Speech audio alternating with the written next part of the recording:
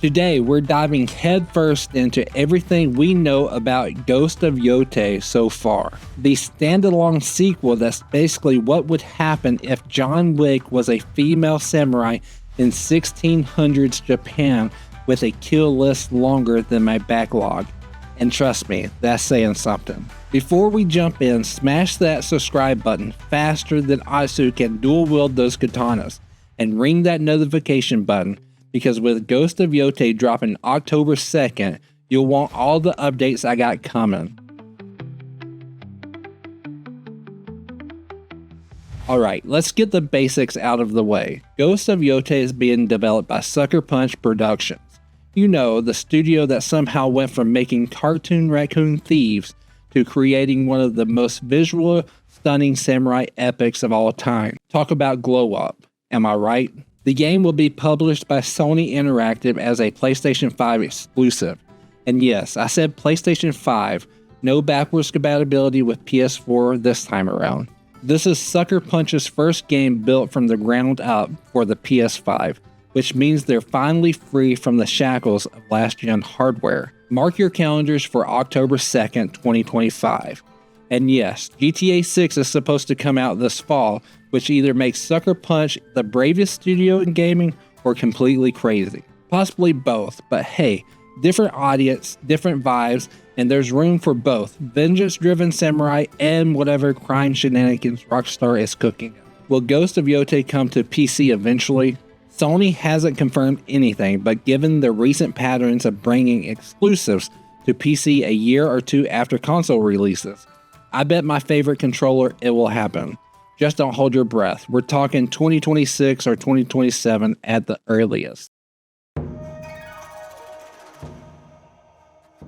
Now this is where things get really interesting. While Ghost of Tsushima took place in 1274 during the first Mongol invasion, Ghost of Yōtei is throwing us about 300 years into the future, landing in the early 1600s at the dawn of the Edo period. We're leaving behind the semi-civilized Tsushima Island and heading north to Esso, what we now call Hokkaido, Japan's northernmost main island and wild frontier. This was a land that at the time wasn't even fully under Japanese control. It was home to the indigenous Ainu people and basically the feudal Japanese equivalent of the Wild West. And see that majestic volcano dominating the skyline? That's Mount Yotei, the Esso Fuji as it's sometimes called.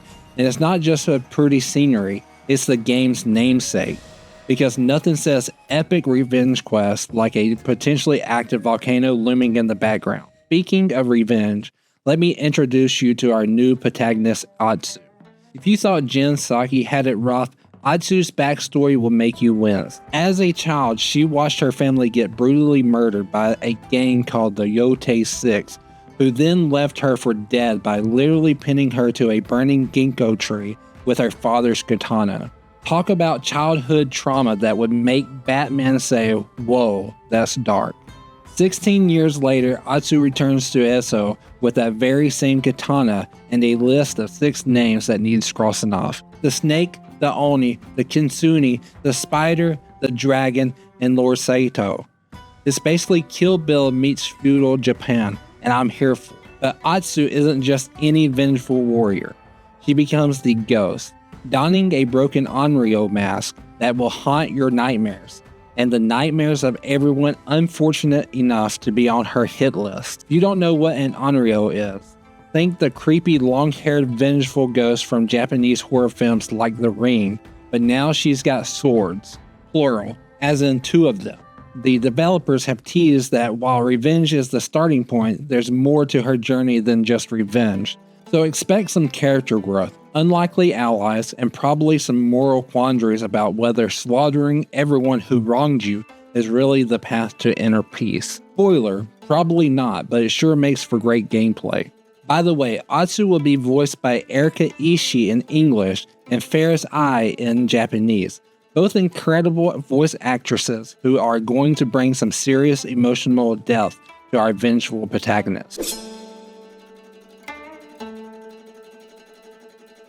Now let's talk about what you'll actually be doing in Ghost of Yōtei besides hunting down revenge targets with cool nicknames. First off, this is truly open world with a non-linear structure.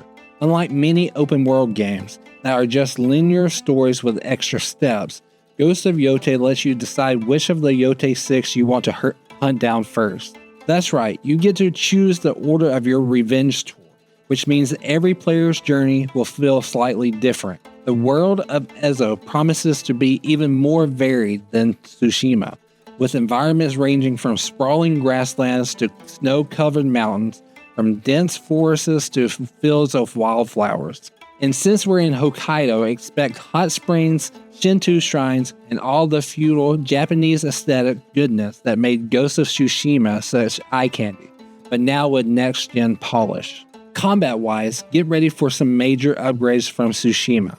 Atsu isn't just limited to a single katana, she can dual-wield those bad boys. This historically checks out, by the way. Dual sword techniques emerged in Japan right around this time period thanks to swordsman Miyamoto Musashi, Sucker Punch doing their homework as usual. But wait, there's more. We're also getting heavy odachi blades, basically giant two-handed swords, the kusugama, that cool chain and sickle weapon ninjas love, and more. You'll learn these weapons by finding weapon masters throughout the world and training with them. And because we're 300 plus years after Tsushima, firearms have entered the chat. Yeah, matchlock guns are now a thing, adding a whole new dynamic to combat. Some enemies will be packing heat, so your stealthy approach or lightning fast reflexes will be more important than ever. One of the coolest new features is the Glimpse the Past mechanic, which lets you experience Atsu's memories. This could be a brilliant way to flesh out her backstory without resorting to boring expedition dumps. Imagine finding a childhood toy and suddenly being transported to a playable flashback of Atsu's life stories before everything went sideways. For the explorers out there, you can now build campfires anywhere in the world to rest, which hints at a survival-like element to the game. There's also the traditional hot springs, shines, and a new activity, composing sumi ink paintings, because nothing says taking a break from my murder spree like creating some elegant brush art. Progression looks to be exploration-based, with hidden statues throughout the world that grant skill upgrades. So if you want to become the ultimate dual-wielding revenge machine, you'll need to actually explore Ezo's beautiful but dangerous landscape. Speaking of dangerous, the developers mentioned unexpected encounters with animals. Given that we're in Hokkaido, I'm betting we'll be facing off against some bears, because nothing says immersive gameplay like turning the corner and having a 700-pound furball charge at you.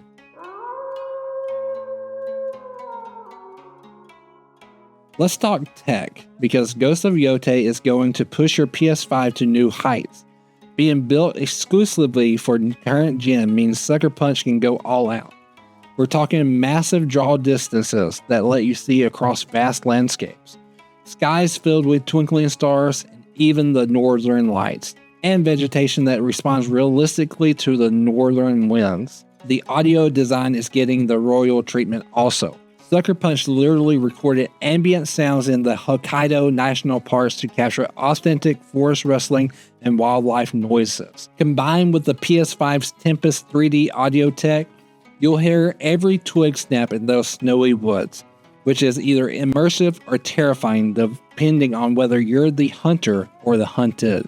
And of course, the DualSense controller features will be fully utilized. You'll feel the resistance when drawing a bow, the clash of stores through the haptic feedback, and even the subtle differences in the terrain as you explore Ezo on horseback. It's the closest most of us will get to being a vengeful samurai without the inconvenience of actual sword training or time travel. And for those lucky enough to have PS5 Pros, enhanced performance options will be available. Details are scarce, but expect higher resolutions or frame rates, possibly both if the PS5 Pro is as beefy as rumors suggest.